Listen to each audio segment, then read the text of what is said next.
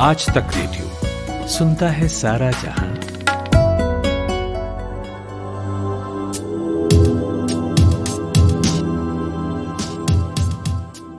नमस्कार। आज तक रेडियो पर आप सुन रहे हैं कोरोना कवरेज का स्पेशल एपिसोड, जहां हम डिटेल में किसी एक विषय पर विस्तार से बातचीत करते हैं। मेरा नाम है प्रतीक वाघमारे।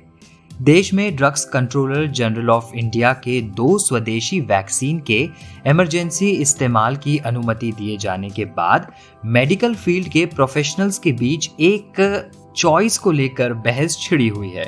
उनमें से कईयों का कहना है कि अगर कोई विकल्प दिया जाता है तो कोविशील्ड उनकी पसंदीदा कोविड वैक्सीन होगी। आरएमएल अस्पताल में भी जो हेल्थ केयर वर्कर्स हैं उन्होंने चिट्ठी लिखकर चिंता जाहिर की कोवैक्सीन को लेकर और कहा कि हमें कोविशील्ड से ही वैक्सीनेट किया जाए। जैसा कि उसके डेटा की कमी को लेकर चिंता जाहिर की गई है, लेकिन एक बात आप जरा ध्यान से सुनिए। कोवैक्सीन से किसी को क्या समस्या हो सकती है अगर लोग उसे लेने से पहले अपना इन्फॉर्म्ड कंसेंट दे रहे हैं। इन्फॉर्म्ड कंसेंट यानी जब कोई हेल्थ केयर प्रोवाइडर किसी शख्स को निर्धारित प्रक्रिया के जोखिम, फायदे और विकल्पों के बारे में शिक्षित करता है। कोवैक्सीन भारत बायोटेक की डिजाइन वैक्सीन है जिसे जल्दबाजी में मंजूर किया गया और वैक्सीन के फेज 3 के ट्रायल पर भारत सरकार का कोई डेटा नहीं है। लेकिन अगर आप अपना कंसेंट दे देते हैं मतलब अब तो कोई समस्या ही नहीं है। केंद्र सरकार ने वैक्सीनेशन प्रोग्राम के लिए भले ही कोविशील्ड और कोवैक्सीन दोनों की खरीद की है, लेकिन कई राज्य ऐसे हैं जो फिलहाल कोविशील्ड का ही उपयोग करने का मन बनाए हुए हैं। दिल्ली, आंध्र प्रदेश, तेलंगाना, पंजाब जैसे राज्य भारतीय कंपनी बायोटेक की कोवैक्सीन को बफर स्टॉक के तौर पर रखते हुए पहले फेज में अपने हेल्थ केयर वर्कर्स को वैक्सीनेशन के लिए सीरम इंस्टीट्यूट ऑफ इंडिया की कोविशील्ड का उपयोग करने जा रहे हैं। कोवैक्सीन को लेकर मैंने बात की यूके के स्कॉटलैंड में नेशनल हेल्थ सर्विस में डॉक्टर अविरल वत्स से। जाने माने वैज्ञानिक है और विशेषज्ञ है। आपको अब किसी परिचय की भी जरूरत नहीं है। तो डॉक्टर साहब, पहले मैं यही जानना चाहता हूं कि कोवैक्सीन को लेने से कई हेल्थ वर्कर्स ने मना कर दिया है। कोवैक्सीन के तीसरे फेज का डेटा नहीं है, क्या समस्या हो सकती है इसमें? जी बिल्कुल, जो फेज़ 3 का जो डाटा है वो काफ़ी क्रिटिकल होता है किसी भी वैक्सीन की अप्रूवल के लिए। और मेरी जो समझ है वो यही है कि जब तक हमें फेज़ 3 की एफिकेसी नहीं मालूम चलती तब तक हमें वैक्सीन की यूटिलिटी नहीं मालूम कि कितना प्रोटेक्शन दे सकती है। ये 0% भी हो सकती है, 95-100% भी हो सकती है, जब हमें बिल्कुल या इसके बीच में हो सकती है, तो हमें ये बिल्कुल नहीं मालूम। तो जब तक वो डेटा एक पुख्ता तरीके से एनालाइज नहीं हो जाता, अवेलेबल नहीं हो जाता, तब तक बहुत मुश्किल होता है वैक्सीन के बारे में ये कहना। तो ये बहुत बड़ा कारण हो सकता है जिसके कारण जो हेल्थ वर्कर्स हैं वो कोवैक्सीन को लेने से मना कर रहे हैं, और मेरे हिसाब से ये बिल्कुल अंडरस्टैंडेबल भी है। फिर भी सर, सरकार ने इसे किस आधार पर अप्रूव कर दिया है? सरकार ने इसे ये कहकर अप्रूव किया है कि जो फेज़ 1 और फेज़ 2 का जो रिज़ल्ट्स हैं वो बड़े प्रॉमिसिंग थे, जिसके चलते उन्होंने इस बात को, हम जैसे इंग्लिश में कहते हैं, एक्स्ट्रापोलेट कर लिया उस रिज़ल्ट को कि ये जो हमें फेज़ 3 के रिज़ल्ट्स की वेट करने की ज़रूरत नहीं है, और ये सेफ़ भी है और एफिकेस भी है, क्योंकि इसमें इम्यूनिटी भी बन रही है और सेफ्टी जो है इसको बहुत कम जो फेज़ 1 में देखी गई थी उसके चलते उन्होंने इसको मान लिया है। अब अगर हम टेक्निकली स्टेप वाइज लें तो देखिए, फेज़ 1 और फेज़ 2 का जो रोल होता है वो इतना होता है कि फेज़ 3 उसके चलते शुरू हो जाए, और जब तक फेज़ 3 का, जो कि एक बहुत बड़ी मात्रा में जो लोग होते हैं, उनके वॉलंटियर्स होते हैं, उनके ऊपर वो टेस्टिंग होती है, उसका जब तक रिजल्ट नहीं आता तब तक हमें वैक्सीन जो है हम रोल आउट नहीं कर सकते। तो सरकार ने तो ये कहकर शुरू कर दिया है, लेकिन साइंटिफिकली अगर इसको देखा जाए टेक्निकली तो ये इनकरेक्ट होगा, क्योंकि हालांकि जिस बॉडी ने अप्रूव किया है उसमें साइंटिस्ट भी होंगे, उन्होंने जो भी रिजल्ट्स अवेलेबल होंगे वो रिव्यू भी किए होंगे, फिर भी जो रिजल्ट्स ही अभी तक नहीं आए हैं, जो अभी तक पूरा फेज़ 3 कंप्लीट ही नहीं हुई है, तब जब तक वो रिजल्ट नहीं है तब हम उसके बेस पर हम उसको अप्रूव भी नहीं कर सकते। तो ये थोड़ा डॉजी अप्रूवल मानी जा रही है। इसी के चलते जो संशय है, इसी के चलते जो लोगों के मन में जो भय है वो बढ़ता जा रहा है। भारत बायोटेक की तरफ से एक फैक्ट शीट जारी की गई है। डॉक्टर साहब, मैं जानना चाहता हूँ कोवैक्सीन को वो कौन कौन से लोग हैं जो इसे नहीं ले सकते हैं? जैसे मैंने पहले कहा, देखिए अभी फेज़ 3 का जो डाटा है वो अभी पूरी तरह नहीं आया है, लेकिन इसलिए हम पुख्ता तरीके से नहीं कह सकते कि किन को लेनी चाहिए, किस एज ग्रुप में या किन ग्रुप्स में ये इसका कैसा रिज़ल्ट रहा है वो कहना मुश्किल है। लेकिन जो एडवाइजरी आई है भारत बायोटेक की, उसके मुताबिक जो लोग ब्लड थिनर्स पर हैं, एक मेडिकेशन होती है, दवाइयाँ होती हैं जो कि आपके खून को पतला करने के लिए एंटीकोगुलेंट्स होते हैं, वो जो लोग वो ले रहे हैं उनको मालूम होता है, उनको मनाही की गई है कि वो ये वाली वैक्सीन जो है वो ना लें।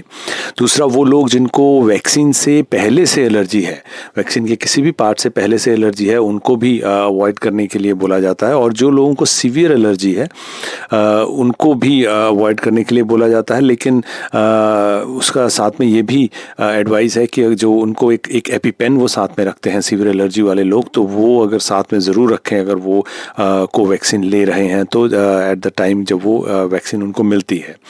उसके बाद जो लेडीज़ जो प्रेग्नेंट हैं या जो ब्रेस्ट फीडिंग कर रही हैं उनको भी अवॉइड करने के लिए बोला गया है ये वाली वैक्सीन। और अंत में वो लोग जो इम्यूनोसप्रेसेंट ड्रग्स पे हैं, जिनकी जो कि कई बीमारियां ऐसी होती हैं या ऐसी कंडीशंस होती हैं जिसमें हमें इम्यूनिटी को नीचे रखना पड़ता है, जिनकी इम्यूनिटी काफ़ी कम रहती है, उन लोगों को जो ऐसी दवाइयों पर हैं उनको भी ये कोवैक्सीन जो है वो नहीं लेनी चाहिए। और हाँ, मैं कहना भूल गया, और जो वो लोग जिन्होंने दूसरी कोई वैक्सीन ली है उनको भी बोला गया है कि वो साथ में इसको मिक्स करके जो कोवैक्सीन है वो ना ली जाए। लेकिन सर वहीं कुछ ऐसे भी लोग हैं जिन्हें कोविशील्ड नहीं लेनी चाहिए, जैसे आपको बुखार है या वो महिलाएं जो प्रेग्नेंट है। जी बिल्कुल, जो कोविशील्ड है उसका भी एडवाइजरी जो है वो उसके जो है फेज़ 3 ट्रायल्स, एटलीस्ट जो ऑक्सफोर्ड एस्ट्राजेनेका वाली वैक्सीन है, सेम वैक्सीन है, उसके इंटरनेशनल जो फेज़ 3 ट्रायल्स हैं वो तो कंप्लीट हो गए हैं। और उनकी जो एडवाइजरी यही है कि जिन लोगों में सीवियर एलर्जिक रिएक्शन हो, जिसको एनाफिलैक्सिस की हिस्ट्री हो, उनको ज़रा थोड़ा ध्यान से उसको लेना चाहिए, साथ में एपिपेन रखना चाहिए। प्रेग्नेंट लेडीज़ को अगर डिपेंडिंग ऑन कि उनको रिस्क कितना है, अगर कोई ऐसी प्रेग्नेंट लेडीज़ हैं जो फ्रंट लाइन पे काम कर रही हैं उनको वो दे रहे हैं, लेकिन अगर आप फ्रंट लाइन पे नहीं हैं तो आप इसको अवॉइड ही कीजिए। अगर आपको करंटली बुखार हो रहा है, वो अक्सर जो भी काफ़ी वैक्सीन जो होती हैं वो अगर कोई करंट बुखार चल रहा हो तो उसका मतलब है कोई इन्फेक्शन बॉडी में चल रहा है, तब वैक्सीन अक्सर नहीं दी जाती, तब उसको अवॉइड करने को ही बोला जाता है। और हाँ, जो खून पतला करने वाली दवाइयों पर जो है, एंटीकोगुलेंट्स पर जो लोग हैं, उसमें भी उनको बोला जाता है कि वो उसको अवॉइड करें, क्योंकि उससे ब्लीडिंग होने का डर रहता है किसी भी तरह का जब इंजेक्शन मिलता है, तो उस लिहाज से उनको बोला जाता है। इम्यून कॉम्प्रोमाइज़ जो लोग हैं, सीवियरली जिनकी इम्यूनिटी डाउन है, उनको भी एहतियात बरतने के लिए बोला गया है। वो कोविशील्ड में भी ये दिखाया गया है। और जैसा मैंने पहले कहा, कोविशील्ड में अलग अलग ग्रुप्स के ऊपर कुछ डाटा है जो कि पब्लिक डोमेन में है, जिसके चलते ये एडवाइजरी जो है ये इशू की गई है। तो फिर सर कोविशील्ड में जो इतना भरोसा जताया गया है, हर तरफ से लोग कोविशील्ड लेना चाहते हैं, उसकी क्या क्या वजह है? कोविशील्ड पे जो भरोसे की बात है, देखिए जो भरोसा है इन चीज़ों पे वो साइंटिफिक एविडेंस के साथ आता है कि वो जो हम क्लिनिकल ट्रायल्स जो कर रहे हैं उसका जो डेटा है वो कितना ट्रांसपेरेंटली सब कुछ उस पर किया गया और वो कितना रोबस्ट है, उसके रिजल्ट्स कैसे हैं, और उनको इंडिपेंडेंट बॉडीज़ ने एनालाइज किया है और फिर उसको किसी नतीजे पर पहुँचे हैं। ये जो स्टेप्स होते हैं ये बहुत ही अहम स्टेप्स हैं वैक्सीन की जो क्लिनिकल ट्रायल्स हैं। अब कोविशील्ड में जो इसका जो ऑक्सफोर्ड एस्ट्राजेनेका जो इसका इंटरनेशनल वैक्सीन है, उसका जो इंटरनेशनल क्लिनिकल ट्रायल थी, उसके पूरे रिजल्ट्स जो थे वो ट्रांसपेरेंटली उनको प्रेजेंट किया गया, उनको एनालाइज किया गया और वो पब्लिश भी हो चुके हैं। तो उसके चलते ऑब्वियसली उसमें जो विश्वास है वो ज़्यादा बढ़ जाता है, क्योंकि उसमें जो हम कहें कि अगर जो एक शक रहता है वो बहुत कम हो गया। ये भी नहीं सोचा जाता कि किसी पॉलिटिक्स के कारण के दबाव में अप्रूवल्स मिलती हैं। तो अगर हमें ध्यान हो तो यूएस में जब ट्रंप एडमिनिस्ट्रेशन थी तब भी काफ़ी पॉलिटिकल दबाव था वैक्सीन को पारित करने का, अप्रूव करने का, लेकिन वो नहीं हो पाई। तो उससे क्या है कि जो आम लोगों में जो कॉन्फिडेंस होता है, एक साइंटिफिक रिगर जिसको बोलते हैं, उसके थ्रू जो क्लिनिकल ट्रायल्स निकल के बाहर आते हैं उसमें ट्रस्ट बहुत बड़ी चीज़ है जो मेंटेन होता है। वो कहीं ना कहीं जो कोवैक्सीन है उसमें वो मिस कर गए, क्योंकि जैसे मैंने पहले कहा फेज़ 3 की ट्रायल्स पूरी ना होने के कारण विश्वास बनाना बहुत मुश्किल हो जाता है, क्योंकि साइंस में जो विश्वास है वो डेटा एविडेंस के बेस पे बनता है। आप चाहे कितने भी बड़े वैज्ञानिक हों, कितने भी बड़े कोई भी लीडर हों, किसी भी इंस्टीट्यूट के हेड हों, आप जितना मर्जी कह लीजिए कि ये ठीक है, ये वाली वैक्सीन बढ़िया है, वो नहीं माना जाता। Hard core real evidence, real world evidence जो है उसी के बेस पर जो है ट्रस्ट बनता है। तो ये एक बड़ा कारण बना हुआ है कि कोवैक्सीन में इतना ट्रस्ट नहीं बन पाया, जो कि बहुत ही मैं कहूँगा कि इट इज़ अ पिटी, क्योंकि बहुत लोगों ने बहुत मेहनत की है कोवैक्सीन पर भी। तो लेकिन वो स्टेप्स तो पूरे करने पड़ेंगे, और कोविशील्ड में जो इंटरनेशनल वो स्टेप्स जो है वो पूरे हो गए हैं, इसीलिए उसमें भरोसा ज़्यादा है। सर, सरकार ने जब 2 वैक्सीन को मंजूरी दे ही दी है तो चॉइस क्यों नहीं दी गई है? देखिए, जहाँ तक चॉइस का मामला है, ये थोड़ा पॉलिटिकल डिसीजन रहेगा, क्यों हालांकि पूरी दुनिया में ऐसा ही है कि चॉइस नहीं दी जाती, क्योंकि जब आप इतने बड़े लेवल पे वैक्सीन को रोल आउट कर रहे हैं तो उसके ऊपर अगर आप चॉइस भी रखेंगे तो इसका मतलब है कि हर सेंटर में आपको दोनों वैक्सीन रखनी पड़ेंगी, और वो लॉजिस्टिकली बहुत ज़्यादा चैलेंजिंग हो जाता है कि आप हर तरह की वैक्सीन रखें। कई जगहों पर तो जैसे फाइज़र और मॉडर्ना वैक्सीन भी हैं, अगर उनकी भी चॉइस दी जाएगी तो बहुत मुश्किल हो जाता है, और वैक्सीन की डोजेज जो है वो वैसे भी बहुत लिमिटेड हैं, तो चॉइस देना वैसे भी मुश्किल है। लेकिन हाँ, इतना ज़रूर है कि जो सरकारें हैं, अप्रूवल बॉडीज़ हैं, उनको एक ट्रस्टवर्दी तरीके से जो अप्रूवल है वो ठीक तरीके से दें, तो चॉइस का इतना बड़ा प्रॉब्लम नहीं होता। जैसे मैं यूके की एग्जांपल आपको दूं तो यहाँ पे जो ऑक्सफोर्ड एस्ट्राजेनेका जो कि कोविशील्ड वाली ही वैक्सीन है, वो वैक्सीन है, और दूसरी फाइज़र वाली वैक्सीन जो अवेलेबल है, लेकिन चॉइस यहाँ भी नहीं दी जाती, लेकिन दोनों वैक्सीन एक पुख्ता तरीके से अप्रूव की जा चुकी हैं। तो जो भी आपको ऑफ़र की जाती है वो आपको लेनी होती है, और उसके चलते क्योंकि वो एक अच्छे तरीके से उनको अप्रूवल मिला है, तो उसके चलते लोगों में ये प्रॉब्लम नहीं आती कि वो सोचें कि मैं कौन सी लूँ या कौन सी ना लूँ। तो ये बहुत ज़रूरी चीज़ है। सर, एक और चीज़ मैं यहाँ जानना चाहूँगा, जैसे ही किसी को वैक्सीनेट कर दिया जाता है उसके बाद क्या होता है? देखिए, वैक्सीन लगाने के बाद पहली बात तो वैक्सीन के 2 डोज लगेंगे तकरीबन 28 दिन के अंतराल के बाद। तो पहला डोज लगने के बाद कई लोगों को जहाँ पे लगता है टीका लगता है वहाँ पे दर्द रह सकता है 2-3 दिन, कुछ हरारत हो सकती है, कोरोना जैसे सिम्टम्स भी हो सकते हैं, लेकिन वो बहुत माइल्ड रहते हैं और 2-3 दिन में वो ठीक हो जाते हैं। आप पैरासीटामोल से ठीक हो सकते हैं। तो जो सिम्टम्स हैं वो ज़्यादा देर नहीं रहते। और फिर उसके बाद जो इम्यूनिटी है वो हमें, जैसा मैं पहले कह रहा हूँ कि जो कोवैक्सीन की इम्यूनिटी कितने दिन में कितनी बनेगी इसके बारे में हमें डिटेल्स नहीं मालूम, क्योंकि ऐसा डाटा अवेलेबल नहीं है।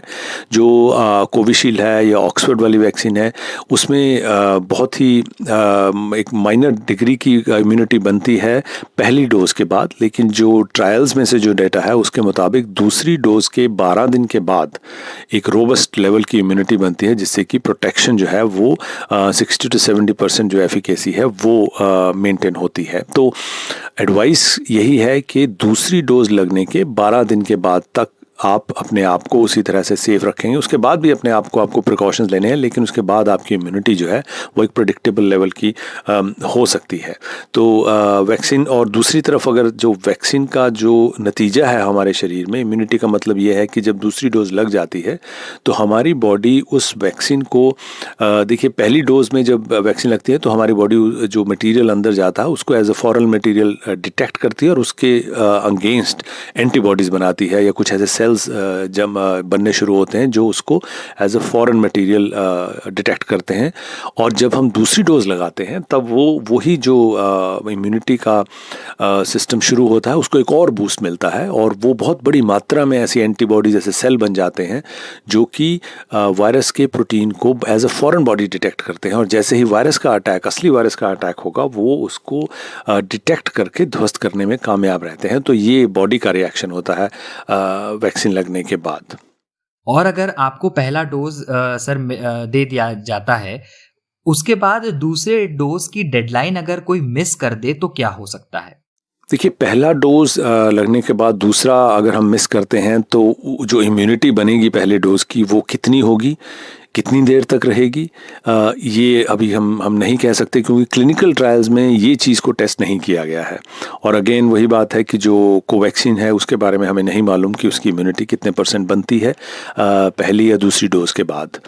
तो लेकिन अगर हम दूसरी डोज मिस करते हैं, हम बिल्कुल अनसर्टन टेरिटरी में रहेंगे कि क्या होगा, कितनी प्रोटेक्शन है, और वायरस भी उसको किस तरह से बिहेव करती है, वो म्यूटेट भी हो सकती है ऐसे पेशेंट्स में। तो जहाँ पे हम कहें कि आधी अधूरी इम्यूनिटी रहेगी, तो दूसरी डोज की जो डेडलाइन है वो अगर आगे पीछे होती है, अगेन उसका कोई हमारे पास साइंटिफिक आंसर नहीं है, लेकिन जैसे यूके ने दूसरी डोज को 3 महीने तक के लिए डिले कर दिया है, वो भी एक अनट्राइड जिसको हम कहेंगे वो एक डिसीजन है, क्योंकि जो क्लिनिकल ट्रायल्स हुए हैं वो उसमें इस चीज़ को ट्राई नहीं किया गया है। ये एक पॉलिटिकल डिसीजन कहूँगा कि आप जो दूसरी डोज है उसको 3 महीने तक इन्होंने डिले किया है।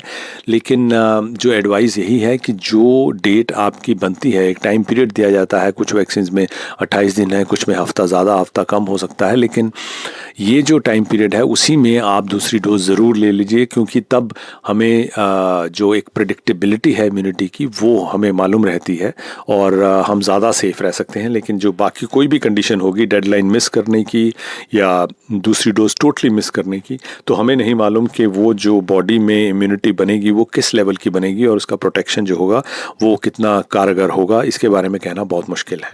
सर, एक सवाल सोशल मीडिया पर खूब वायरल हुआ है कि अगर दोनों वैक्सीन को मिलाकर ली जाए तो क्या होगा? दो अलग अलग वैक्सीन्स को अगर मिलाने की जो बात है, ये साइंटिफिक क्वेश्चन भी बहुत उभर कर आ रहा है कि क्या हम ऐसा कर सकते हैं। अगेन इसके बारे में हमें पहले क्लिनिकल ट्रायल्स में जाना पड़ेगा, टेस्ट करना पड़ेगा, मालूम करना पड़ेगा कि इम्यूनिटी कैसी बन रही है और कितनी प्रोटेक्शन हो रही है। कुछ ट्रायल्स शायद शुरू भी हो चुकी होंगी इस चीज़ को मिक्स एंड मैच करके देखने के लिए, लेकिन अभी तक हमारे पास ऐसा कुछ भी पुख्ता प्रमाण नहीं है कि हमें इसको मिक्स करना चाहिए। देखिए, जो वैक्सीन्स होती हैं या कोई भी दवाइयाँ होती हैं, उनको एक सेफ़ और एफिकेस तरीके से लोगों तक पहुंचाने के लिए हम क्लिनिकल ट्रायल्स करते हैं।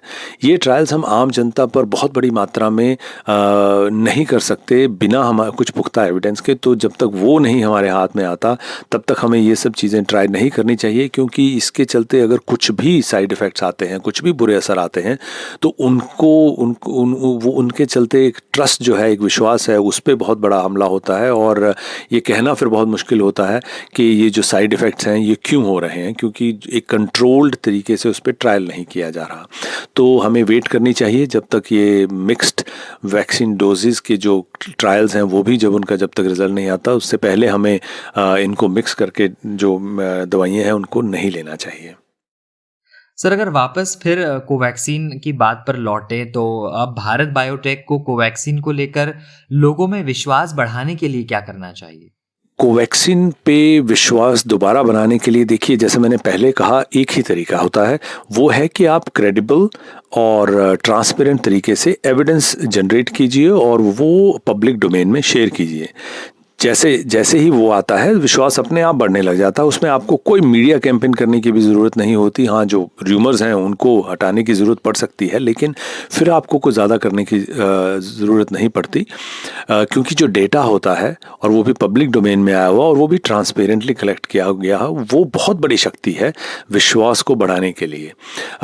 अभी भी जो जो ऑनगोइंग हम कहें जो ट्रायल चल रहा है, वो जब तक उसका डेटा नहीं नहीं आता, तो हमें, मेरे हिसाब से अगर आप साइंटिफिकली लें तो हमें इसकी जो रोल आउट है वो एक तरीके से रोक लेना चाहिए, क्योंकि लोगों में भी अगर हम रोक देते हैं तो लोगों में भी शायद विश्वास बढ़ जाएगा कि देखिए जब तक पूरा डेटा नहीं आता तब तक इसको रोल आउट नहीं किया जा रहा। और जहाँ जैसे ही वो कंप्लीट हो जाती है, देखिए 2-4 हफ्ते की और बात होगी, चाहे 6 हफ्ते लग जाएं, 8 हफ्ते लग जाएं, जितना भी समय लगता है, लेकिन वो डेटा जब तक पूरा हम साइंटिफिक तरीके से पूरा डेटा हमारे सामने नहीं आता तब तक हमें इसको विदहोल्ड कर लेना चाहिए, रोक लेना चाहिए। वो ही एक कारगर तरीका होगा इसमें विश्वास बढ़ाने के लिए। मैं फिर से कहूँ कि ये भी कहना ठीक नहीं होगा कि वैक्सीन बिल्कुल ख़राब है, क्योंकि ऐसा भी कुछ डेटा सामने नहीं है। तो दोनों तरफ के लिए ये कहना मुश्किल है कि ये ठीक है या ख़राब है, जब तक हमारे पास एक पुख्ता तरीके का एक ट्रांसपेरेंटली किया गया क्लिनिकल ट्रायल का जो डेटा है वो सामने नहीं आता। तो वही एक तरीका है इसमें दोबारा से विश्वास बढ़ाने का। अदरवाइज़ तो हम जो अविश्वास है और एक अनसर्टेनिटी जो है उसको ही हम बढ़ावा दे रहे हैं अगर हम इसको पुश करते रहते हैं तो। सर, आखिर में मैं जानना चाहूँगा कि भारत में अभी एक तरफ कोरोना के जो आंकड़े हैं वो लगातार कम होते जा रहे हैं, तो वहीं दूसरी तरफ वैक्सीनेशन भी बढ़ रहा है। तो क्या जल्द कोरोना से निजात मिल सकती है, ऐसा कुछ कहा जा सकता है? जी देखिए, ये कहना तो बहुत मुश्किल है आज की डेट में कि कोरोना से निजात मिल सकती है कि नहीं और कब मिल सकती है। इसका कारण ये है कि पूरी दुनिया में अभी कोरोना बहुत फैल रही है। शायद जैसे भारत शायद एक ही ऐसा देश है जहाँ पे कोरोना के जो आंकड़े हैं वो कम हो रहे हैं, और उसके जो कारण है वो हमें नहीं मालूम, क्योंकि ऐसी कोई प्रॉपर रिसर्च नहीं हो रही है इन कारणों को जानने के लिए कि अगर दुनिया में बढ़ रहे हैं और इंडिया में कम ऐसा क्यों हो रहा है। तो उसकी डिटेल में तो मैं नहीं जा सकता, लेकिन हाँ, अगर जैसे और जो वैक्सीन देने की जो दर है वो भी काफ़ी स्लो है अभी इंडिया में। अगर हम ध्यान से सोचें तो इंडिया की पॉपुलेशन अगर 130 करोड़ के करीब लें और अभी तक हमने तकरीबन आई थिंक 10-12 लाख के करीब लोगों को वैक्सीन दी है, तो बहुत स्लो है। क्योंकि ऐसे चलते तो हमें सालों साल लग सकते हैं पूरी वैक्सीन रोल आउट करने में, क्योंकि अगर हमें ये भी दिमाग में रखना चाहिए कि ये जो वैक्सीन है ये मेजॉरिटी पॉपुलेशन को रोल आउट होनी है। जो बाकी वैक्सीनेशन होती हैं वो अक्सर जैसे बच्चों में होती हैं तो वो एक छोटी पॉपुलेशन होती है, तो इसमें हमें बहुत समय लग सकता है। तो वैक्सीनेशन की जो दर है, रेट है, उसको हमें बहुत बड़े लेवल पर बढ़ाना है। और हाँ, वैक्सीनेशन जब हम 70-80% लोगों को पॉपुलेशन में दे देते हैं, उसके बाद ये बिल्कुल पॉसिबिलिटी बढ़ जाती है कि हम कोरोना को कंट्रोल कर सकते हैं। इससे मैंने इसलिए कह रहा हूँ कि निजात पाने में कब तक मिलेगी ये कहना मुश्किल है, क्योंकि ये म्यूटेट कर रही है वायरस। हम पहले ही देख चुके हैं कि 2-3 ऐसे स्ट्रेन्स चल रहे हैं दुनिया में जो कि बदले हुए हैं और जो बहुत तेज़ी से फैल भी रहे हैं। और अभी आज का ही डेटा था कल का कि ये भी शक किया जा रहा है कि उनमें से एक स्ट्रेन तो ज़्यादा घातक भी हो सकता है। तो अगर ये म्यूटेशंस, ये चेंजेस आती जा रही हैं तो ये भी शक बनता है कि वैक्सीन उसमें कितनी कारगर हैं। हालांकि अभी तक ऐसा कोई प्रमाण नहीं है कि ये वैक्सीन काम नहीं करेंगी, लेकिन ये पॉसिबिलिटी हमेशा बनी रहती है कि अगर म्यूटेशंस इतनी ज़्यादा हो जाएं कि वैक्सीन ही काम करनी बंद कर दे तो फिर हम फिर से उसी सिचुएशन में होंगे कि हम कैसे इस वायरस को कंट्रोल करें। तो फिलहाल जो है हमारी पूरी एफर्ट्स वैक्सीनेशन की दर को जितना हो सकता है वो बढ़ानी चाहिए। इंडिया में अगर केसेस इतने कम हैं तो ये बहुत बढ़िया मौका है। जो वैक्सीनेशन है उसको हम फुल थ्रॉटल जिसको कहते हैं वो हमें करनी चाहिए, ताकि अगर कुछ ऐसी स्ट्रेन्स आते भी हैं कम्युनिटी में, पब्लिक में, तो वो वैक्सीनेशन के चलते वो दब जाएं जितनी जल्दी से जल्दी हो सकता है। क्योंकि अगर ऐसे एक बार स्ट्रेन्स बन जाते हैं जो वैक्सीन्स को बाईपास करना शुरू कर देते हैं, तब हम बहुत बड़ी दिक्कत का सामना कर रहे हैं, चाहे वो इंडिया हो चाहे वर्ल्ड ओवर हो। तो ये एक थोड़ा चिंता का विषय ज़रूर है अभी बना हुआ। देखने वाली बात ये होगी कि जो नए स्ट्रेन्स हैं वो नई वाली वैक्सीन को कैसे रिएक्ट कर रहे हैं, और नए स्ट्रेन्स तो उभर कर नहीं आ रहे। जी, बहुत बहुत शुक्रिया डॉक्टर अविरल वत्स हमसे बातचीत करने के लिए। तो भारत की पहली स्वदेशी कोरोना वैक्सीन कोवैक्सीन को लेकर British medical journal the Lancet infectious disease में छपी एक स्टडी ने अब एक नया दावा किया है कि कोवैक्सीन सेफ है और इम्यूनिटी बढ़ाने वाली वैक्सीन है। ऐसे में लैंसेट में छपी स्टडी पर भरोसा जगाती है कोवैक्सीन को लेकर। ये पुख्ता भरोसा और विश्वास बन सकता है।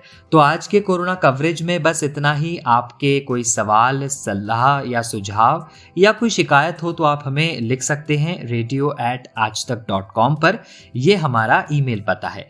आप आज तक रेडियो के फेसबुक और ट्विटर पेज पर भी अपना कीमती फीडबैक हमें भेज सकते हैं। इसके अलावा आप हमारा ये special corona coverage Storytel, Hubhopper, Google podcast, Apple podcast, Spotify, Jio Saavn, pocket cast जैसे प्लेटफॉर्म्स पर भी सुन सकते हैं। अब मुझे यानी प्रतीक वाघमारे को दीजिए इजाजत और सुनते रहिए आज तक रेडियो। नमस्कार।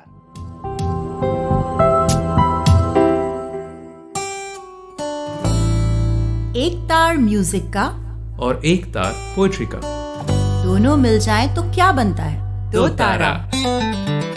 मैं हूँ चिन्मयी और मैं हूँ जोएल। हम गाते हैं, सुनाते हैं कविताएं, कभी गिटार पर तो कभी बांसुरी पर, और कभी अपने घर में पड़े हुए बक्से की थाप पर। तो सुनिए हमारा दो तारा सिर्फ आज तक रेडियो पर।